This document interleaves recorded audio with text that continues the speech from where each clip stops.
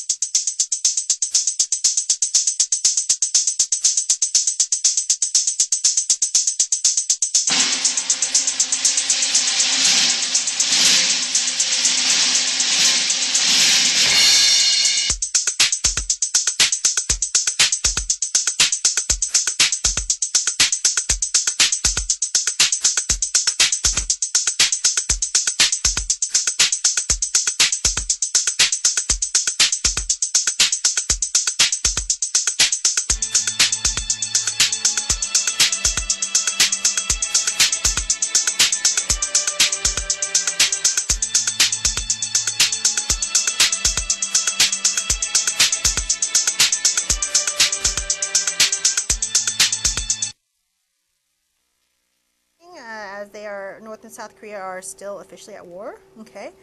All right, guys. So now we're back. And again, I really like to stress you want to put as much effort as you can in your writing.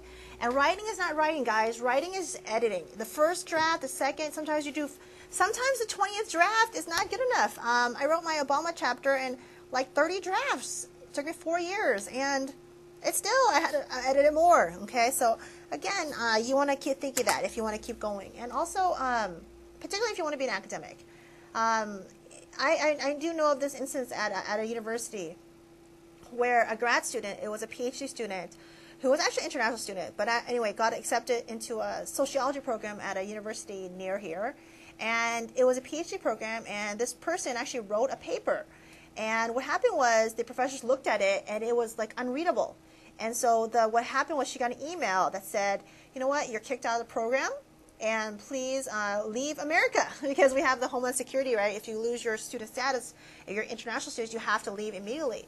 And so, you know, that kind of harkens back to, you know, if that student wrote a paper that was completely unacceptable and the professors thought, you know what, I'm not here to teach you grammar, I'm not here to teach you the basics, right? You need to go. A lot of, I think, people failed the student along the way, right? And that's actually one of my fears is, you know, sometimes you take classes and you have no writing. Sometimes you take classes where you don't synthesize, you don't critically think, you know. I have heard of those classes where, again, it's not that I know of anyone specific, but you'll have like 2 like Scantron tests or something, and students just memorize it right before. You know, in the short run, that might seem easy and like less the work, right? But all these things catch up with you, right? And you'll see later that writing, synthesizing is very helpful. And again, my classes have intense writing, a lot of writing, probably maybe more than most professors, and I'm fine with that because I know that as classes are getting larger and larger and larger, the push is to do less, right? Because there's more students, right? But for me, is I want to maintain a level that is to me professional, and also for me is I never want to have a student that goes through my class and that doesn't learn how to write and doesn't learn how to improve their writing, okay, and also their critical thinking. So that is actually my my kind of scenario. So a lot of people think of like classes, and I know you're very conscious on how much it costs, right? I'm also conscious as well. I pick very cheap books or cheaper, not expensive books. But again, college is not McDonald's. Okay? College is not like, okay, you go through, you pay this money, and you get your degree. It's actually, there's a value to it that can't be seen, and there's a value to it that you can't, maybe you can't see the money immediately. But there is value to it, okay? And so, again, you know, for that student to go through and to turn in a paper, a lot of professors let her down along the way, right? Why didn't you do this, learn this? You don't know how to do a thesis, you don't know how to do endnotes, you don't know how to do things like that, grammar, all these things. So, again, a lot of people just pushed it away, and that happens sometimes, right? But, you know, I went to UCLA, and it was standard for me at UCLA to get a guest speaker and to go to a field trip and to read and write.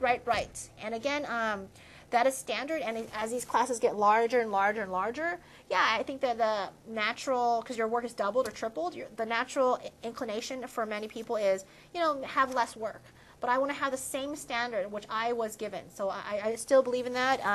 Even if the classes are getting larger and larger, the quality has to stay the same. Every student must write, and every student must learn, and I must read all your papers. And, you know, yeah, it's easy for me not to sign a paper. Well, I'm not that type of person, and it's not going to help you. I want to guarantee you that if you don't write, it's not going to help you, right? Particularly if you want to keep going academics. But just in life, I was talking to a student, and he was actually the head of the museum at the Chinese-American Museum, and he's like, yeah, at the time I really hated it. He's like, yeah, I hate writing these bleep papers all the time. But he's like, you know, as at my job now, I actually synthesizing all this work together and like summarizing and writing my own words, and he's actually creating like tours and writing the tour guides for the patrons. He said that all was actually from classes. I had those skills. I learned those skills from classes. And again, I've also met people that have said, I've gone through school and I've never written. I've gone through school and I never, I don't really know how to write. I'm like,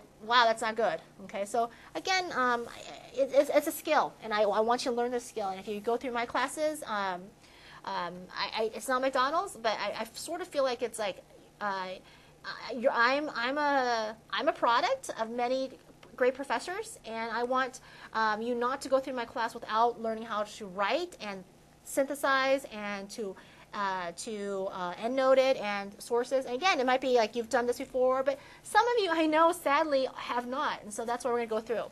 All right, so this might be basic, so you might want to close your, I guess, website and not listen to this. But if it isn't, if you're an international student, if you need some rusty help on writing, we're going to do this now. All right, so the first one is thesis. Let's look it up. What is a thesis? Okay, I'm going to highlight it here. What is a thesis?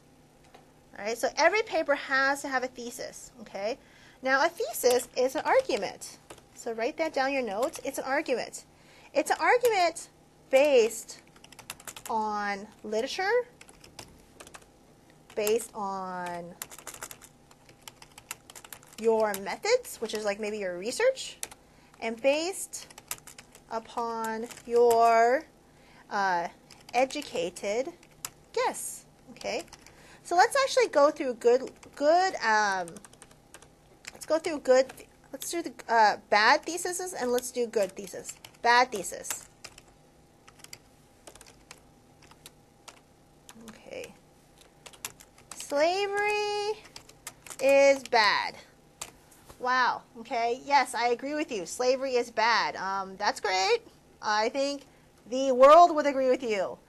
So if everyone agrees with you, why is that an argument, right? So this is just a restatement. All right. So of what everyone agrees with, right? That's a bad thesis. Another one is all Pokemon are yellow. Okay. First of all, I don't know if that's true or not. I was like the G.I. Joe kind of Transformers generation. But second of all, so what? Okay. It could be too general. And also, the so what question. Who gives a bleep if all the Pokemons are yellow? So it's kind of like a fact. Okay. This is a restatement of something that everyone agrees with. I hope everyone agrees with that. The slavery's bad. Okay. But this one is like, who gives a bleep that Pokemons are all yellow? Okay. Pikachu, who cares? Okay. All right. So those are also, that's like, so this is the first one. Bad thesis 1. Bad thesis 2. Right. Kind of too general. So what question? And again, I see this every quarter. Okay. Another bad thesis is no thesis. Okay. There is no thesis, okay? So I would say that's the most common thing that students do is, in their whole paper, there is no thesis, okay? Your whole paper is argument. So your whole paper is an argument. That's your whole paper, okay? You have to argue something, okay? You need evidence. And then you have to prove it with your evidence in your paper. And then in your conclusion, you need to summarize it all again. Right? That is a good paper. Okay? And you can't do it if you don't have a thesis. And this is the most common, I would say, the number one student issue. There is no thesis. Or the thesis A is a restatement of something everyone agrees with. Okay. Slavery, bad. Racism, bad. Okay, good. Okay, I agree. That's not a good thesis. Or Pokemon are yellow. Okay, that's super broad and super general, and first of all, I don't give a crap, right? All right, so no thesis is the most common, okay? And no thesis means, you know, when I'm reading, I'm like, what am I reading? Like, what? I need a map, right? So this is, again, very important. I would say this is the main problem most students do is no thesis, right? Yeah, so your paper is an argument. The whole thing is you're building argument in the end conclusion. You prove it, okay? All right, so now we know what a thesis is. And again, you got to play around with it. Now that leads us to introduction. All right, so what is a good introduction? Introduction. Well, it states the thesis. So basically what it does, it actually summarizes whole paper in 5 to 7 sentences. Okay, so that's what an introduction does. Like, it says, what is the theme of this paper? What is my methods of this paper? What is the thesis of this paper? Okay, of course, what is the evidence of this paper? Okay, so that's what an introduction does. Okay, usually you can start out with something cool, like with a quote. Okay, or something, you know, I don't know, something, I don't know, evocative, okay? But here, so in this the first 5 to 7 sentences, you must give me the roadmap. Give me the roadmap to your paper. Tell me your thesis straight out. Either the first sentence tell me a thesis or the last sentence tell me a thesis, but you need to tell me a thesis. So here, usually they'll say this. So let's say, I don't know. So Mr. Preston says, in this paper, I argue that Japanese animation is far superior to Marvel and DC animation. Okay, this is a very good thesis. Why? Well, you know, people in the Japanese kind of animation, those people are like cosplay. You see them at Comic-Con dressing up. I don't want to say obsessed, but hey. All right, so this is his thesis. In my paper, I argue that Japanese animation is far superior to Marvel and DC animation. All right, using the evidence of my 50 interviews with cosplay, I don't say freaks, but cosplay people. If you don't know what cosplay is, if you've ever gone to Comic-Con, I suggest you go just because it's a life experience. It's good to go. You go to San Diego where you see a lot of men and women dress up in these Japanese, mostly Japanese, but a lot of Star Wars outfits. And as my husband says, sometimes the outfits are unusually tight for the body type. Okay, but I didn't say that. All right, but it's fun. Anyway, so using his evidence of 50 interviews for the cosplay people, I prove, blah, blah, okay? I prove, okay? So here, you see here, this is evidence 1, all right? So that's the first sentence. So the first is here, he has a thesis. I'm going to put thesis here. And again, this is like super easy for some of you history majors. For others, this is like, what? This is how you write a paper? Yes, this is how you write a paper. All right, so either first or last, I don't care. It just has to have these elements. In this paper, I argue that Japanese animation is far superior to DC and Marvel animation. All right, so that's his thesis. Wow, those are fighting words. Not everyone agrees. It's actually specific, right? And it's kind of a big deal because it's like a $1 billion industry. Okay, using evidence from my 15 years cosplay, I prove this is true. Whatever. Okay, so that's evidence 1. Also, the sales for Japanese animation is 100 million times more than DC. All right, evidence 2. All right. So later on in the paper, you're gonna actually have a whole paragraph on this, or 1 to 2 paragraphs. Okay. So we'll have at least another evidence. Also, my mom.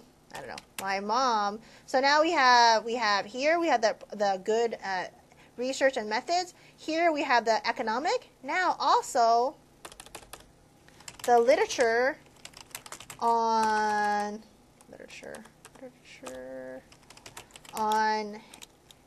animation states that Japanese are more, I don't want to say deeper, that's bad grammar, are more insightful versus black,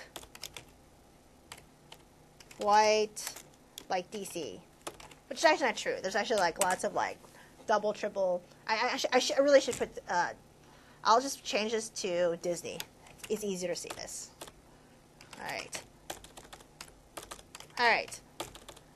All right, so this is, I would say, and then here, blah, blah. Remember, you want to have magic. In my last thing, put some French in here, put some Latin in here, give me a great funny quote, something great. So here you have like 1 sentence, you have 2 sentences, you want 5 to 7 sentences per paragraph, or it will be incomplete. 3, 4, okay, so at least you want to have 5. And again, I'm kind of giving you all my, tricks. That's how I publish so much. It's almost like a bags of tricks, okay? Blah, blah, Latin. Blah, blah, Japanese.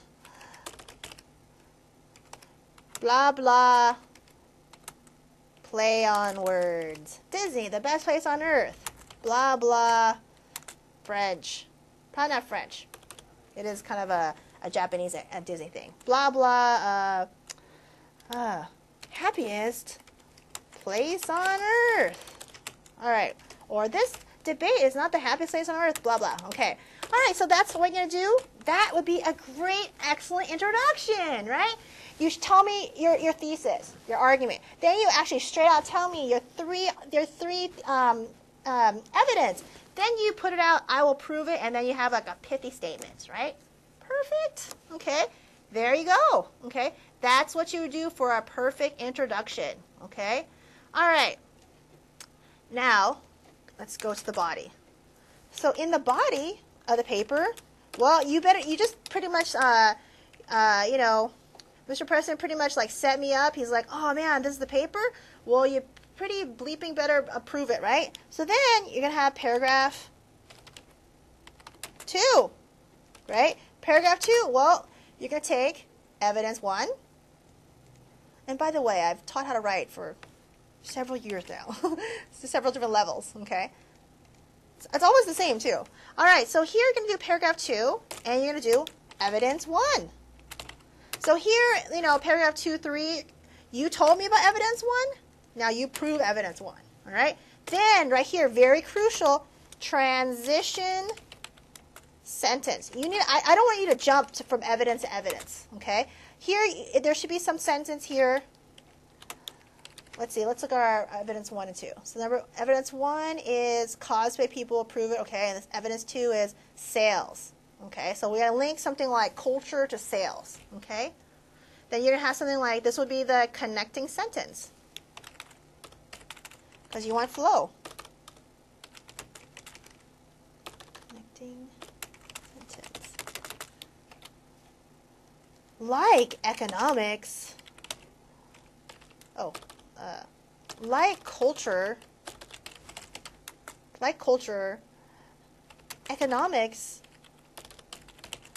is another big factor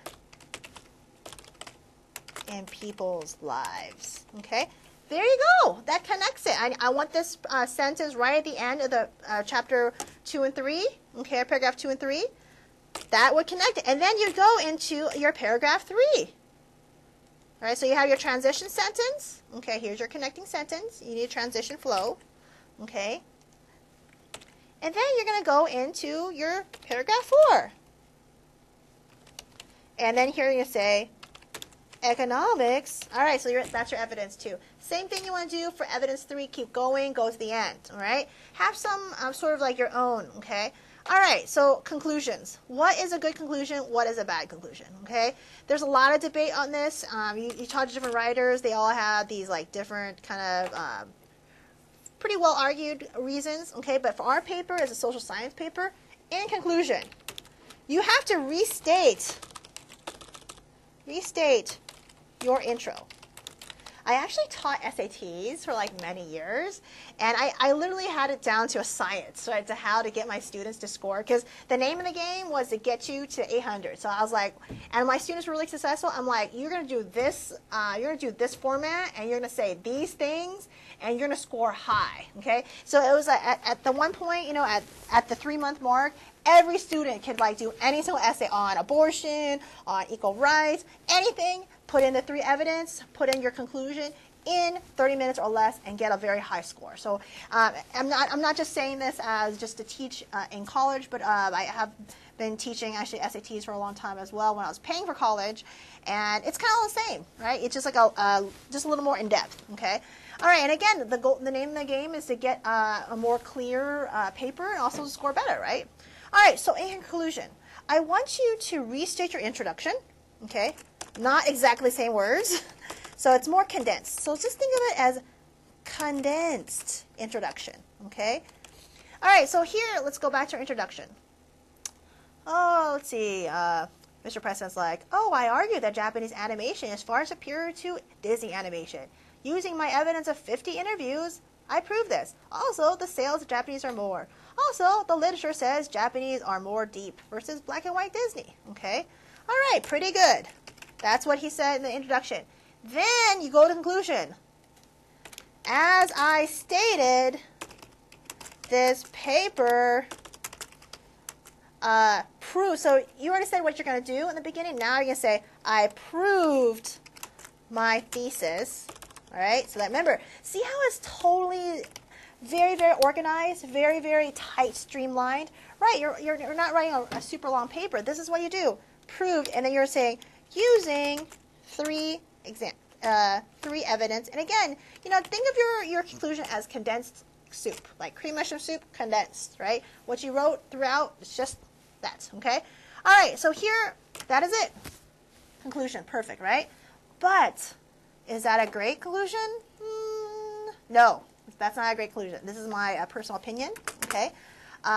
This is an adequate conclusion. That's a very good conclusion because I would say 80% or 90% of the students or 95% of the students don't do this, right? They don't restate everything that they just made me read, right?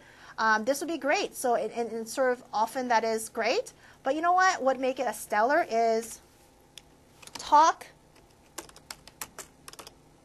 about future research. So there's many ways you can go. A, you talk about future research, which means you'd say something like, well, in looking at Disney and Japanese animation, you know what, I think we should actually now compare Disney and Japanese animation with other forms of cultural Japanese, other kind of cultural animation. For instance, looking at French animation, okay? So I have these new questions from this. So from this conclusion, I got some new questions. So Mr. Preston's like, I got some new questions from writing this paper. And you know what? I think my questions might be answered by doing this future research. That's right. I'm going to look at French animation or German animation or African animation. Okay? So that is kind of like, wow. It's like you don't just leave the reader like, okay, great paper. But, you kind of like keep going. It shows that you're an intense thinker, that you're a critical thinker, and you're like, okay, I proved this. I did it well, but you know what? It was so great. I kind of think I should go off this way. Okay? So this is kind of like future. Okay?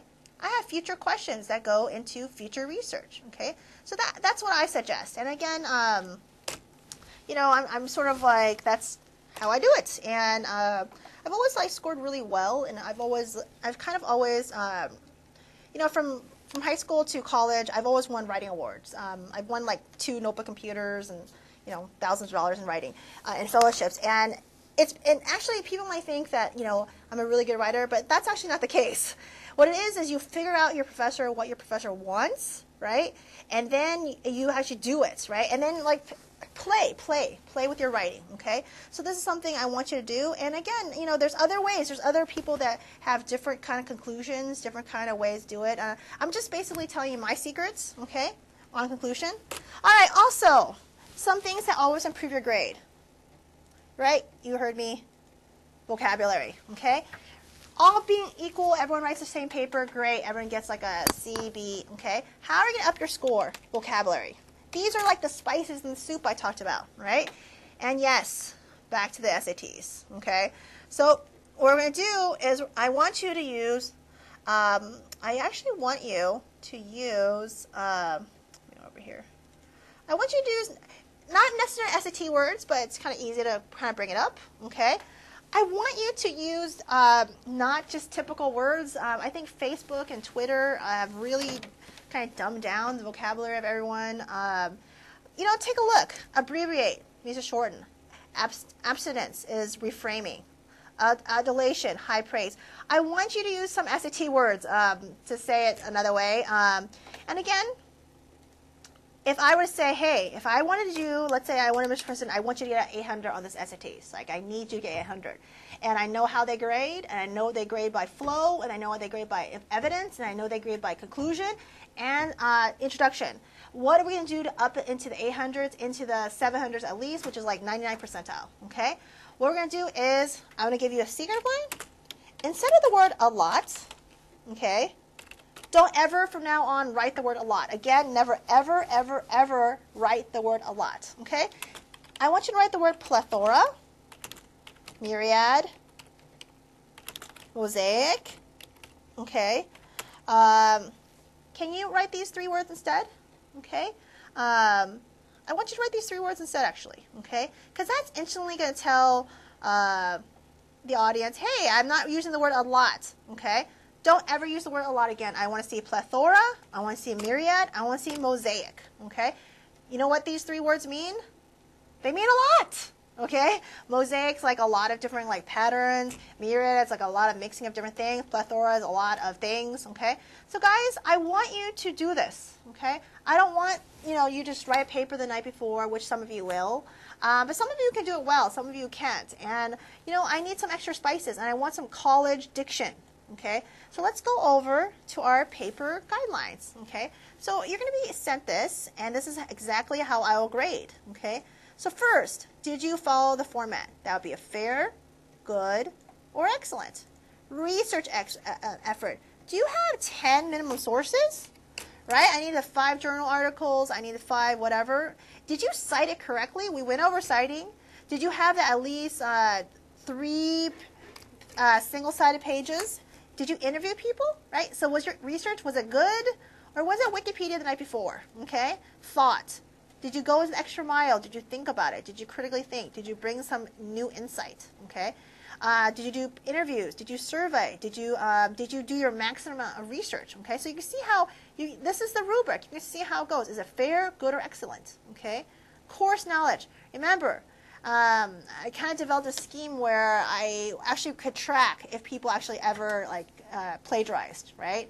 And that was how I did it. Is you need to cite our course 5 times, right?